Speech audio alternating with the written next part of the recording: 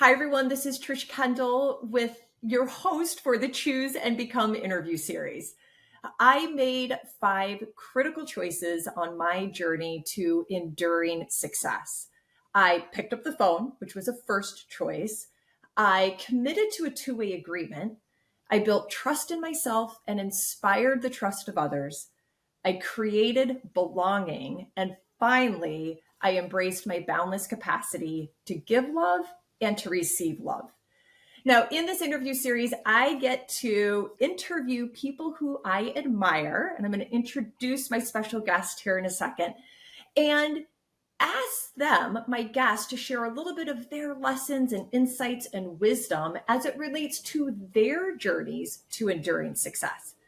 I ask them to give me their perspective on these 5 choices.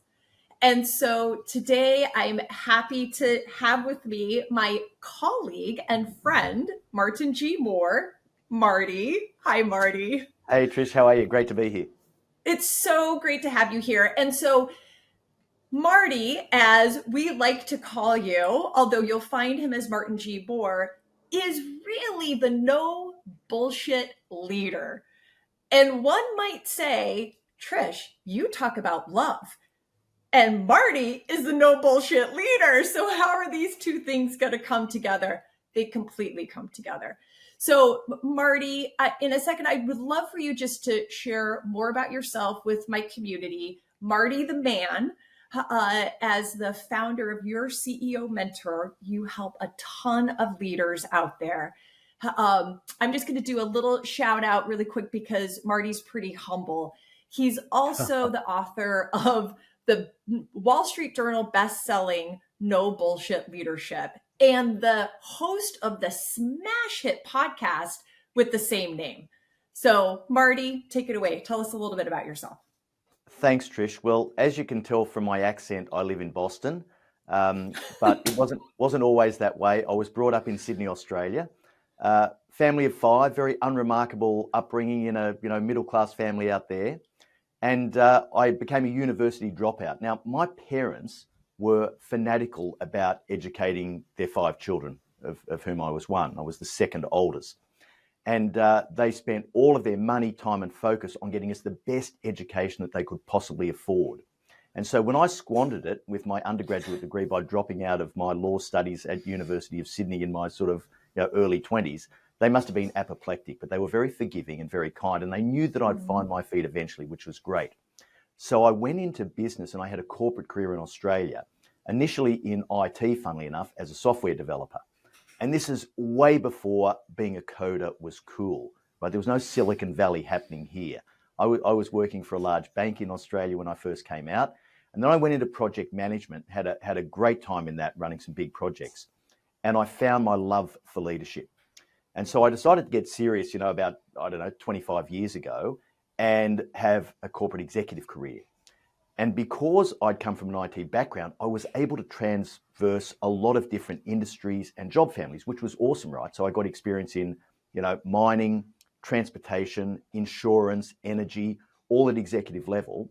And I managed to get jobs in different job families, like, of course, Chief Information Officer with my IT background, CFO, head of strategy, and also a head of sales and marketing. So I've sort of done the tour. And because I wasn't an expert in anything in particular, it gave me the opportunity to really learn how to bring out the best in the experts around me, the people who were working for me, who actually had to get results. And so this absolute focus on being able to get the best out of people, to connect with them and use that to produce outstanding results really became my trademark. So in 2018, after I finished my 5-year stint as chief executive of a large energy business, which you hit the ball out of the park. Well, I did okay. 5 years. It was a tough gig, but if you look at the headline numbers, in the 5 years I was there, the EBIDTA earnings grew from $17 million to $441 million. So that's a compound annual growth rate of 125%. But on top of that, something I'm equally proud of is that our safety record was world class. So for any of you out there who speak safety statistics, we had a lost time injury frequency rate of 0.6 injuries per million hours worked, which is, sort of world class as well. So I'm equally proud of that because that's looking after the people too. So that was where I was. And in 2018, when that finished, I set up this business, Your CEO Mentor, with my daughter, Emma Green, who's still based in Sydney. So we're on other sides of the world. And most of our team, our marketing team, is based in Sydney. So our purpose is to improve the quality of leaders globally. That's why I'm here. That's why Emma's here. That's why we do everything that we do. And we're just starting to scratch the surface. We're doing okay. Yeah. And I love seeing Emma. I love seeing her. I love hearing her. The two of you really mesh so well together. And Marty, by all accounts, you are really one of the most successful people in my orbit. I mean, you are incredibly successful professionally and personally, as a father, as a husband. I believe we each have our own definition of success. What I want you to share with us a little bit is what you think about when it comes to enduring success. What does that mean? This is just, I mean, this is the crux of everything, isn't it, Trish? Because so many people view success as being some sort of material attainment of different things.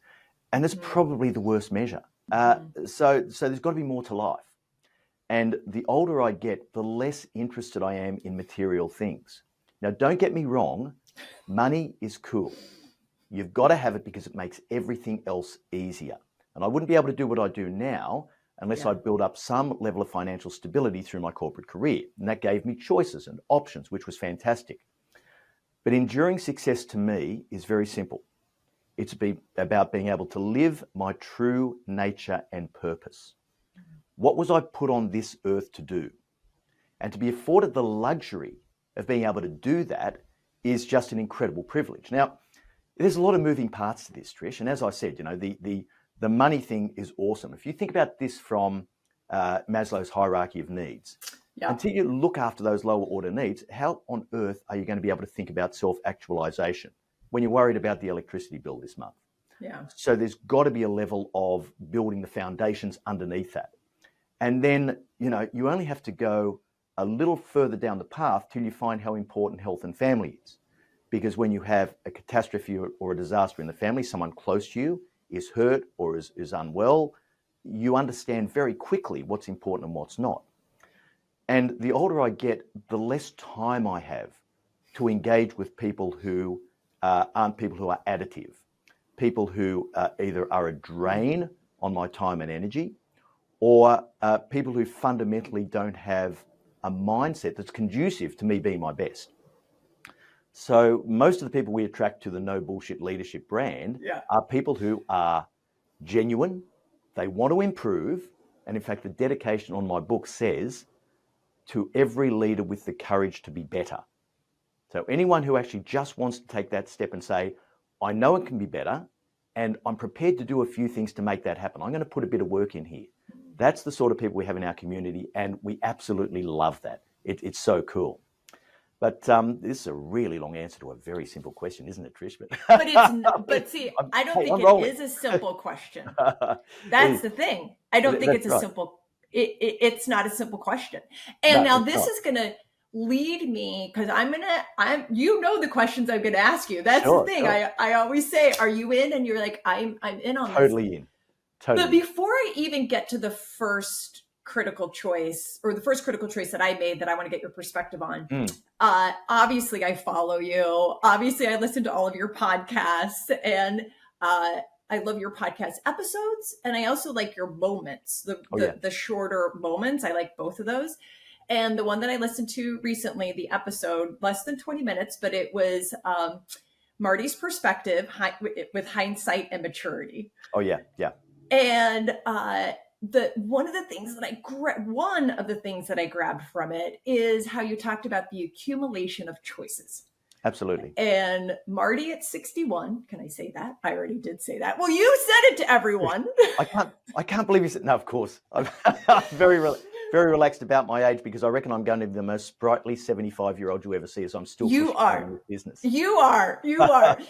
So you at 61, thinking about the choices that you made and the accumulation of those choices. And I just thought that was so perfect as we get together right now. Oh, yeah, Okay. Absolutely. The accumulation of Yeah. choices. Sorry, Trish, was that a question? Go. Let me answer it. Go. I know Do it it. was only a statement, but I want to have a crack at this one because it's so Yeah. important. I've always said that, until you get to about age 30, well, there's circumstances, there's a lot of bouncing off walls, there's just trying to find your feet and learn what it's like to be an adult. But beyond the age of 30 and every year after that, you are exactly where you are because that's where your choices have put you. It's just that simple. And every day, the choices we make, big and small and, conscious and subconscious, they all take us to the place that we end up. And whenever I look at someone and, my wife will say, I feel really bad for such and such, I go, yeah, there's a lot of years that those choices have actually contributed to that. This didn't happen yesterday. This is stuff that, and look, bad things happen. Yeah. People go through crises. I get that. But we are basically where we are because that's where our choices take us. It's that simple. Totally. Oh my God. I couldn't agree with you more. And we are not going to talk about me in this episode, but my entire life experiences are about what choice did I make, good or bad, based on the circumstances that I experienced. And it took me Absolutely. a while to figure out that I have the power to make choices to better and transform my life, right? But Totally. It's what we do with the circumstances. Yeah, well, absolutely. And Trish, your story is actually a hell of a lot more interesting than mine when you boil it down. But people here, people know, my community knows. I want you. Okay, so here's the thing. 5 critical choices. The first critical choice I made, I was 20 years old, and that choice was to pick up the phone when my sister called. Yeah. Now, that was a profound first choice. But I think people make first choices all the time, whether practical or profound. And what I want to know is, what is a first choice that when you reflect, you would say really impacted your journey to enduring success? Yeah, and I thought long and hard about this, Trish, because I knew you were going to ask me. I was able to think about this really deeply. And I think one of the critical things that struck me, and I made a lot of choices early in life that were driven by my upbringing. I was brought up a Catholic. I'm now a Reformed Catholic, so I don't practice anymore. But it was a great value set to be brought up with. And a lot of the choices I made there were driven by the structure, the doctrine, and the expectation of the people around me. The first choice that I remember making, which was so crucial, that I made by myself with none of that influence sitting over the top of me, was as a young software developer working for a bank. And this choice was incredibly impactful for me because I remember I was accountable as a very young person for delivering a particular outcome. It was a new implementation of a system, a financial system in this bank, and it was a really big deal. And I sort of was running point on it. And we had the implementation weekend, and this is back in the days where you would stay up day and night for 3 days to get this done. Camp there. And we had a massive issue. And we'd gone too far in the process to roll it back and back out graciously and leave the system the way it was and try again. We had to go forward. And so the bank lost its financial systems for maybe half a day while we troubleshooted and got it all sorted out. And I remember this very clear choice I had, because when the CFO called me into her office and asked me what had happened, in that moment, I had a choice to make. There were all the things that I could have said about, the other people in the team who were supporting me, some of the things that the vendor had done that we, sort of not seen.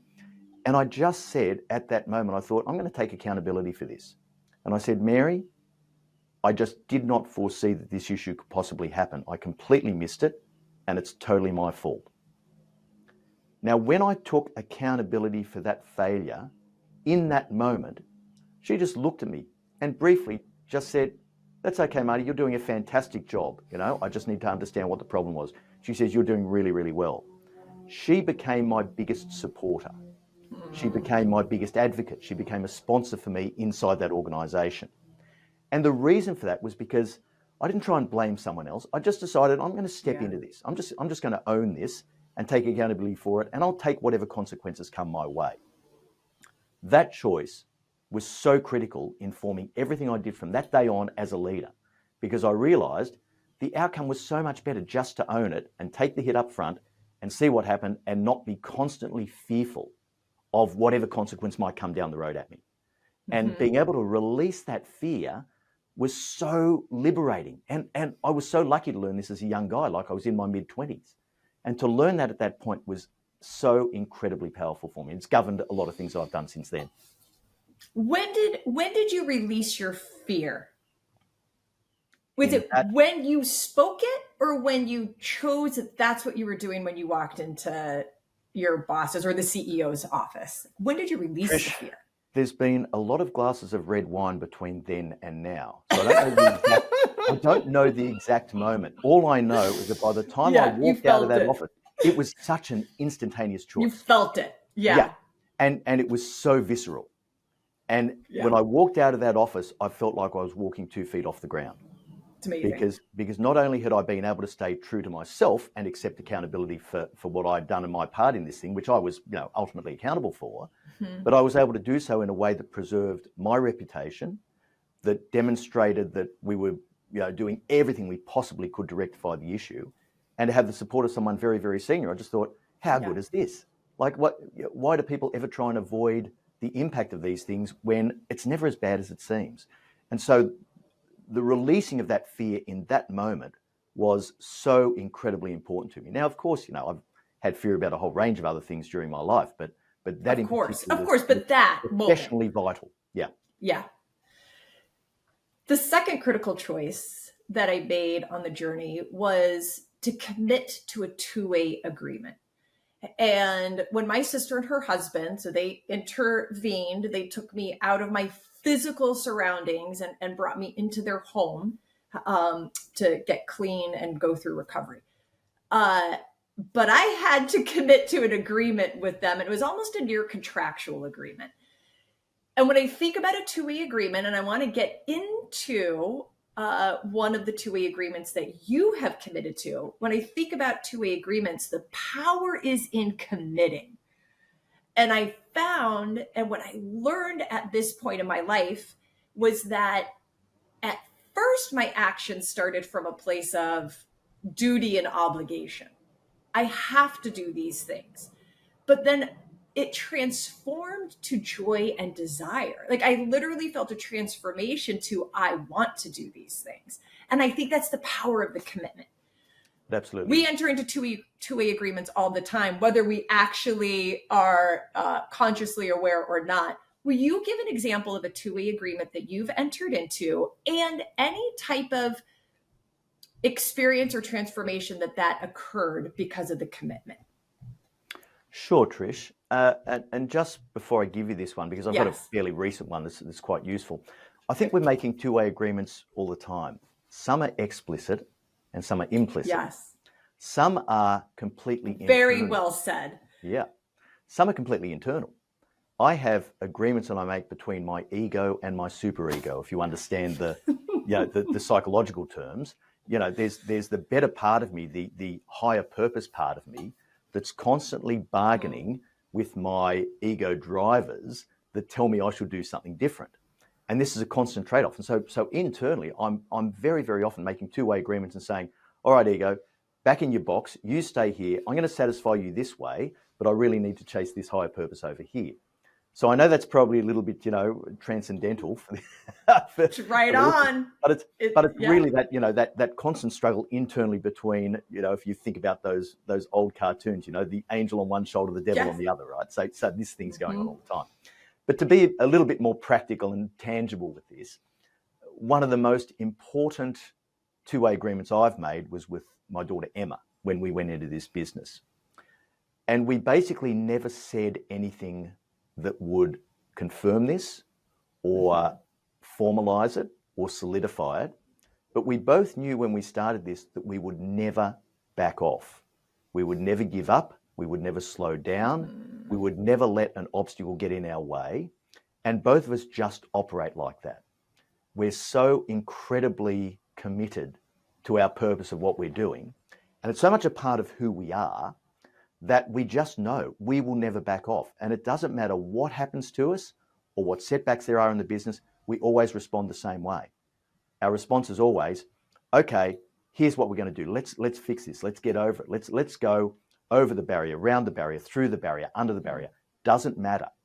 And this is a two-way commitment that we have and that we've made to each other that will be enduring. And for as long as, as long as I'm standing upright and I'm still working, that's something that we know that is going to happen. And you guys are doing a fabulous job. I mean, I see everything and I see the success that has been created. And now this has nothing to do with this two-way agreement, but you're a grandfather now. I am. All right. I mean, it's just the coolest thing. I'm very young. Florence Green just turned 1 yesterday, which is sort of cool. Oh. But it's amazing being a grandfather, and it's a shame that I'm on the other side of the world. My purpose brings me here because the US market is just such a big market compared to Australia. Australia, for those of you who don't know, Australia is the same size geographically as the continental US, but it only has 25 million people in it spread around the country, mostly on the coast. So you've got 330 odd million people in the US and the same sort of surface area you've got in Australia, for 25 million people. So there's a lot of nothing there in the middle of Australia. But beauty. Oh, it's an amazing place. And, we'll certainly go back there to retire. But when I look at, what's going on here, being here is just so important to have impact. Being in the US is so important. But it takes me away. I've got 2 daughters in Australia, one in Sydney, one in Melbourne, and my granddaughter Florence, who's in Sydney. And, it's awesome that every day I'm getting what we call the flow spam, the Florence photos and videos. And That's awesome. The flow spam? The flow spam, the spam with flow, So I get spammed each morning with, photos and videos from that day, and we can FaceTime. And I think at 1, she's just starting to work out what this strange face is on my daughter's iPhone. So it's good. But, I think it's just awesome. And that adds an element to the two-way agreement with you and Emma, because it totally does, her life has changed. She's a first-time mom, yet her commitment to the business as the CEO of this business absolutely didn't change, and it probably intensified as she thought about what she's creating for the future for her daughter. Oh, absolutely. And we make no bones about that. We talk about Flow's legacy, which we've created a hashtag on. We call it #Flegacy. So we've got the whole thing going on. Where do you come up with these great little things? Get it going now. Exactly. Okay, I'll keep us going because I want to get into the last 3 with you. The third critical choice I made was to build trust, and first building trust in myself. I had to trust myself first in order to inspire the trust of anybody else. So it started first with me. And I learned through that process that if I did the little things great things could happen. So I probably have 3 questions for you in this trust category. Go for it. But I want to start with, was there ever, I'm sure there was, but was there ever a time that you had to build trust? I look at you and I'm like, there's no way you've never trusted yourself. You are like the most confident, put together, successful leader. Yet, was there a time that you had to build trust in yourself? Yeah, absolutely. A couple of times in particular. First time when I was a little bit younger, before I started on this career. When I was in an all-boys boarding school in Sydney for 6 years. So from the age of sort of 11 to 17. And it was a great environment for, academic pursuits and sporting pursuits and so forth. But when I came out of there at the age of, almost 18, I was so socially immature, it just wasn't funny. I was socially completely at odds. And I come out of an extremely structured environment and went into a completely unstructured environment, which is part of the reason why my law degree ended up being, majors in drinking and rugby. So the impact of that on me, I did not handle that well. And during that time, I fell away from probably the values and principles that had steered me successfully up until that time. And I did lose trust in myself through that process. I thought, what the fundamental question of what sort of person am I? Who am I? Am I really this person, or am I the person who's just been, kept under a bushel for the last, 20, 22, 23 years? And so I had to really struggle with that until I found my path to greater trust. Let's combine that with the fact that my story that I tell myself, that we all have a story we tell ourselves. The Of story I course. tell myself is, I'm not good enough. That's my story. And that's driven me to incredible success over a period of time, because I've been trying to prove that I am good enough to everyone else, but I can only prove it to myself. And until I was comfortable that I am good enough, then it was never going to work. And so the trust in myself that, yes, I'm good enough. And now I say, and I genuinely believe this, Trish, I'm the most stable person I know. And this is success, right? It doesn't matter what it looks like from the outside. If I don't feel completely comfortable in who I am, if I don't have complete congruence, and when you and I catch up for lunch in the next few weeks, you'll find that I'm exactly the same across a lunch table with a nice glass of Chardonnay as I am on a podcast interview. This is me. Yeah. And I love the fact that I can just be who I am, and that I've developed myself to the point over time of going through hard things and becoming someone who I'm happy to be. I'm happy to be this person. And I think that's where the trust comes back, when you can say to yourself, what you see on the outside is what's on the inside. I feel as though I am a person that I can be proud to be, and I'm doing something meaningful with all the people I touch. I want to make sure that anyone who comes into contact with me is better off because of that contact. Yeah. And I experienced that with you.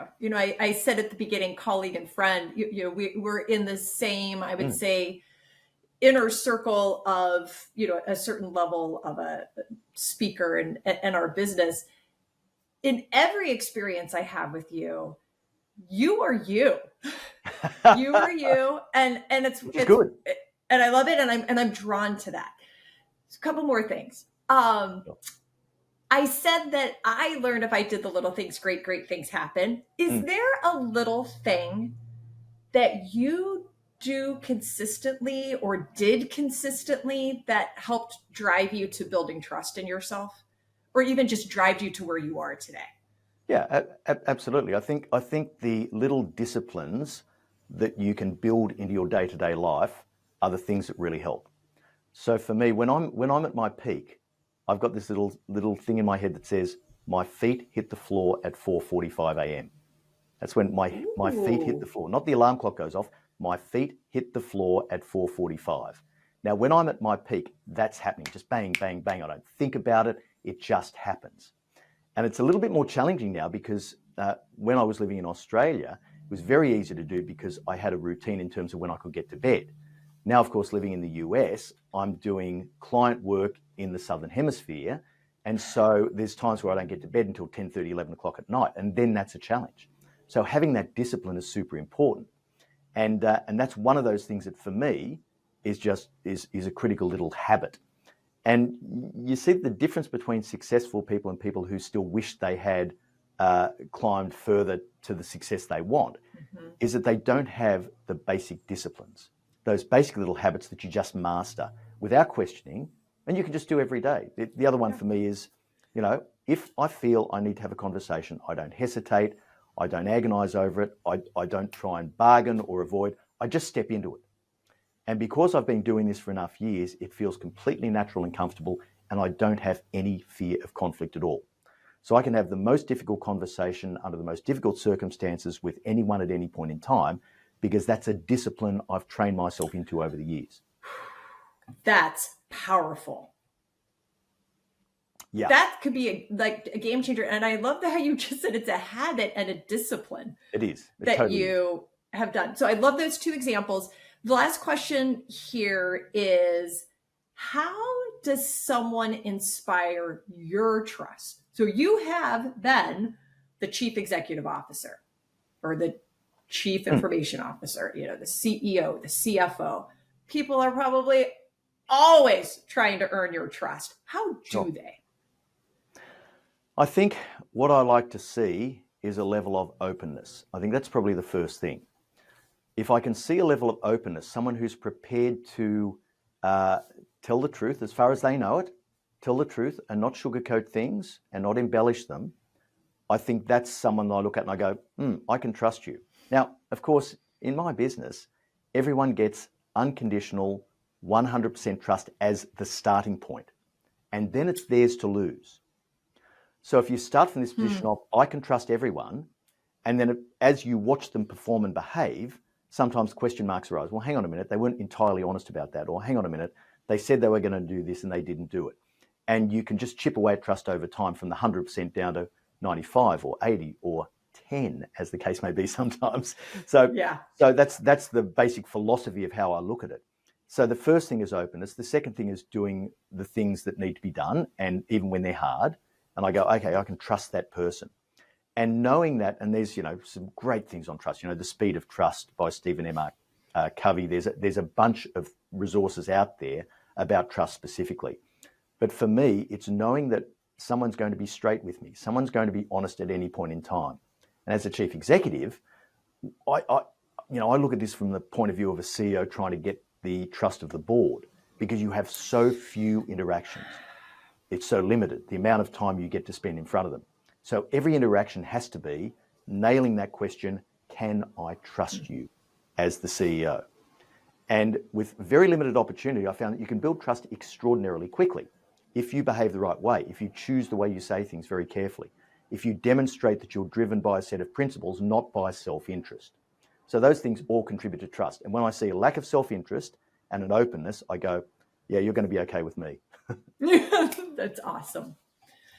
The fourth critical choice I made was to create community and belonging.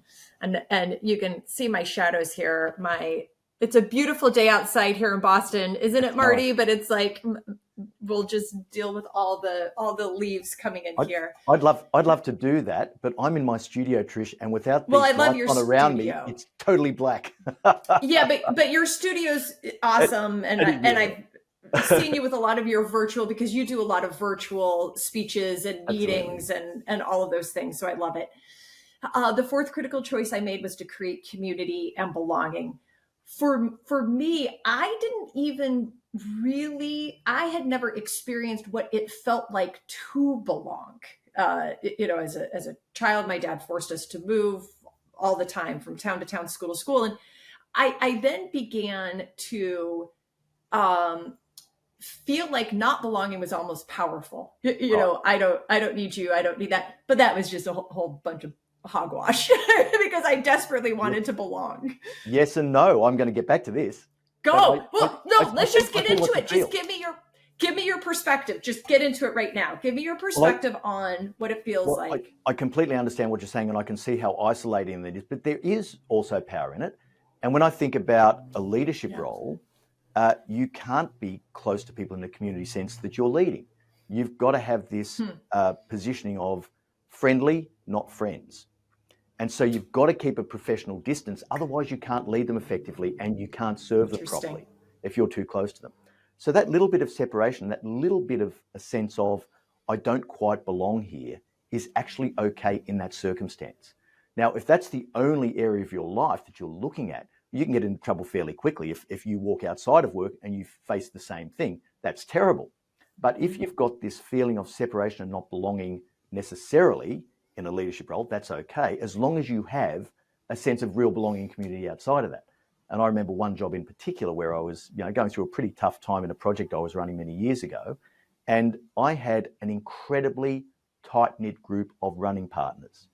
The level of community we had in that, we were running marathons together. So we go out on long training runs, 1.5, 2.5 hours on the weekends. And we would just, shoot the breeze and chat, and the connection and the level of bonding in that is unbelievable. And so if you've got that sense of community and belonging somewhere in your life, you don't need to have it everywhere in your life, in my experience. Yeah. Well, and Marty, I don't think you know this, but when I went through my own little journey of creating belonging, because I do believe that it's you create it. Like totally. It's not, it just doesn't just happen, right? Yeah, you and your running mates created together was through a running group. Right. Okay. There you go. I joined a running group in Chicago to train for the Chicago Marathon. I had never even run a step in my life. Right. But yes, so I met these 5 women, and it is the first time that I experienced this sharing of life experiences together. Absolutely. Like you know exactly what I'm talking about. Yes. Yeah, for sure. Yeah. Oh, and you did multiple marathons. So you're okay. I'm going to ask a couple pointed questions because I want my community to hear the words from successful Marty CEO. What does it feel like not to belong? I think not to belong, if you are really, really solid in your own core, and if you're really, really solid in your own ability to cope, if you're really, really comfortable with who you are, then the sense of not belonging isn't that bad a thing, and it's easy to handle because I know it's always going to come back. If I have a brief moment where I don't feel a sense of community, I know it'll come back. And I had this when I moved to the US in 2021 before the publication of the book. We moved over here. My wife's a Bostonian, Kathy. We had a little apartment in a town called Winthrop, which is just out of the Boston city centre. And it was isolating. And I didn't have the same connection to family and friends that I just left behind in Australia. It would have been much harder to cope with if it weren't for a few things. The first thing, of course, being that, I don't need the material things. That's irrelevant to me. So I don't care that we've just sold our beautiful big house in the leafy suburbs of Brisbane to move over here. More importantly, though, it was having that purpose in place. I knew why I was doing it. I knew what was driving me. I was committed to the outcome. And this is to do with long-term thinking. And I knew the community would come back. And so, here we are sort of a couple of years later.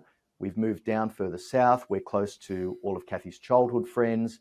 I found this sense of community again, which is awesome because it hasn't changed the way I feel about my purpose and what I'm here for, but it's just added that extra layer of enjoyment and satisfaction and belonging. So that's been really cool. That's awesome. And they answered the next question, which was, what does it feel like to belong? So that's perfect. I'm going to take us to our fifth choice.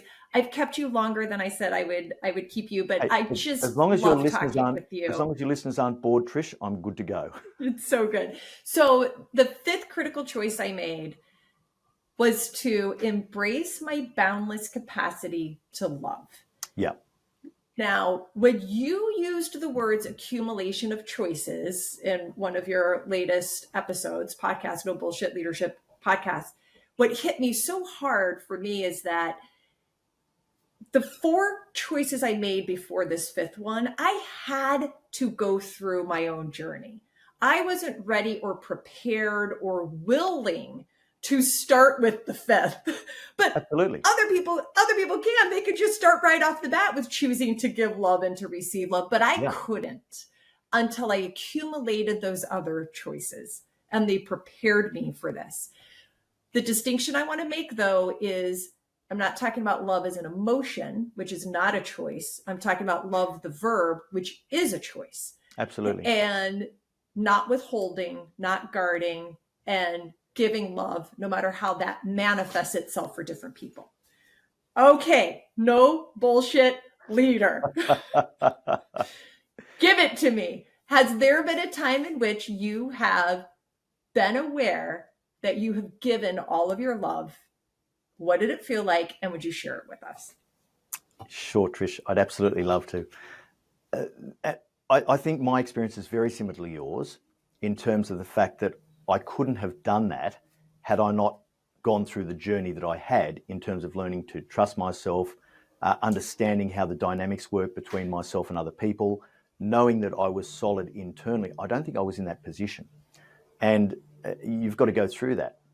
Now, the business that we're running now is all about giving love. This is what it's about. So yes, it's leadership. Yes, it's leadership on the hard edge, which is results-driven leadership, not fluffy leadership. And the way love plays into this is, I think about this every time I step on a stage. I have to think about this beforehand. I think about, am I going out there to impress, or am I going out there to give love? Am I going out there to connect and make people better? And it sounds weird to say this, but it's such an important shift in terms of how I turn up when I step onto the stage. And that feeling of giving all of myself, not because I'm trying to impress someone or prove anything, but because, I genuinely want them to walk away better. I genuinely want them to walk away feeling as though I've connected with them and given them something that's been life-changing for them. And so you can't do that, or I can't do that, without having this real deep underlying sense of love. And, when I think about people in our community, I do some weird shit, Trish. You're going to love this, right? So when someone follows me on LinkedIn, or someone connects with me on LinkedIn for the first time, I actually click on their profile. And if they've got a profile photo there, I go and look at it. And I just look at their face and I just go, it's really nice to have you in my community. I wonder who you are. And I look at their background and I look at their face and I go, you look like a really nice person. I just hope that, you get everything you want in life. And I just have this moment to connect. And it sounds stupid because it's a LinkedIn profile, right? But it's still this process which benefits me, which is just giving that love to someone else by saying, hey, I'm behind you. I'm going to do whatever I can to help you. And, I've got thousands of people in the community, obviously, but every time someone joins, I do that. Is that not the weirdest that thing, is, but that's a manifestation of, that's an action. That's a love, the verb. Absolutely. Right? I mean, come on, who really does that? Like, that is an amazing action of what works for you to connect with someone. And I appreciate, I'm just going to do, well, no, I'll do it later. We'll fix it. I appreciate what you were saying about being on the stage. Because that's got to be, that is actually probably a hard, yet in the moment decision of putting the super ego aside, which is hard, right? We're professional speakers. You go in there, you don't want to bomb, you want to be great, you want to perform, you want to entertain, whatever that is. But in fact, the way that you do that is what you just said, is expressing and giving love through you're showing up for them, not for you. Absolutely. And this does feed back into this virtuous circle of habits and disciplines as well, Trish, because as my high performance coach says to me, you never know when someone's going to need you to be your best.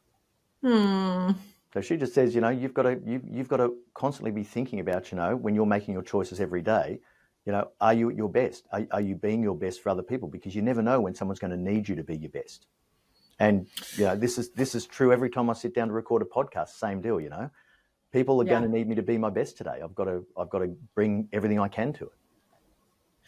So now let me just flip it to the other side, which is there a time in which you feel guarded or that you withhold giving all of that love? And if so, just why? These days, not so much, Trish. I think in my corporate life, for sure. I don't know. I don't very often say I'm really terrible at something, but when it comes to industrial relations and dealing with labor unions, I was terrible. I just had no tolerance for it. I couldn't stand the lack of integrity and the shenanigans. And look, they're not all like that, don't get me wrong, but we dealt with some pretty hard industrial left-wing unions there in Australia when I was in industries like mining and energy and transportation. So these were very difficult interactions to have. And I suspect that I probably wasn't capable within myself of giving the love forward that would have made a difference to that situation because I was too tied up in my own sense of righteous indignation about how they would behave. And I sort of wonder occasionally, not very often because I've got plenty to wonder about, but I do wonder occasionally whether that would have been different if I had been in a position where I was strong enough and impartial and balanced and centered enough to give that love in that situation as well. Because, you can feel what people are emanating in terms of energy when they walk into a room. I have no doubt I walked in there and they've gone, look at this arrogant bastard. You know what I mean? Like, I have no doubt that that's what they thought. And they're probably well justified for that. So I think that's probably one time where I've not been able to give love, whether I withheld it consciously or subconsciously, probably subconsciously. But, it was never a good outcome. And not for them, not for me. And it was adversarial, as it had always been for hundreds of years, in these sorts of interactions. And I wasn't able to change that. And that's just the way it went. But, it'd be interesting if I went back now and tried it, see what happens. Yeah. I swear, you're not going to, right? As you said, there are a lot of glasses of red wine from then to now. Absolutely. We're not going backwards. Last question. part of giving love, part of embracing love is receiving it. Mm-hmm. So you're a giver. How does it feel to receive the love that others want to give you? I'm getting used to it. It feels awesome, and I'm getting used to it. And I think it's particularly part of the Australian culture, which is, when people compliment you, it's embarrassing. It's not something where you say, oh, that's really awesome. I'm going to sit in this and enjoy the compliment and thank the person. It's a case of, no, it was nothing really. So this is part of Australian culture as much as anything else. And the ability to actually accept that when people, send emails and direct messages and things like that to say, your content's really changed my life. Just with, stalking people on LinkedIn, I sit back and I really try and absorb that. And I really try and say, I'm so glad I was able to help you. I really love that this has been something that you can do. And I accept that and really take it on board now. And so it just makes me a much more relaxed and better person, I think, because I don't have that tension of resistance that I perhaps used to have. And that still comes hard to me. There's some times where I just go, oh, that wasn't one of my better points today, or something like that. So I'm always quick to discard something, but I'm consciously thinking about how to actually draw that love in. And of course, with the people around me, I spend my time with people who I know there is that bond of love, even if it's just a sort of like a relatively close friend, where there's that bond of love, which has, mutual appreciation, mutual respect, and that relaxation of, I'm going to let you see who I am. And I think that's really, really important. Marty, thank you. Thank you for choosing to give and to receive with me today. It was about 2 months ago when we were we're doing our speaking thing together, and you made a comment, and it was Marty the father comment. And I said, I want him on my interview series right now. I wanted to dive into Marty the man and to provide our community, our audience, a view into you that is even more in depth into the no bullshit leader. This is who you are, and I'm so grateful. Oh, Trish, I'm so grateful that you've had me on your podcast, because, for me, I do spend a lot of time talking about leadership, and it's rare that an interview will go this deep into me. And it's somehow liberating to be able to talk about this, openly. I always talk openly, but to provide the platform for that, I just really appreciate. I love it. Hindsight and maturity. Absolutely. Everybody, check out Martin G. Moore. You could call him Marty, but Martin G. Moore, your CEO mentor, or just go to any of your favorite podcast platforms and look up No Bullshit with an exclamation point for the I, leader, or leadership, No Bullshit leadership. Yeah. You'll find him, download it. You just got to get it, got to listen, got to watch, follow Marty. Thank you, everybody, for joining me. This is Trish Kendall, your host for the Choose and Become interview series. Thank you for joining me for our Choose and Become interview series. You could find this episode and others at trishkendall.com. Just go to trishkendall.com/choose-become-interview-series. Or if you have a question or just want to leave a comment, email me, trish@trishkendall.com.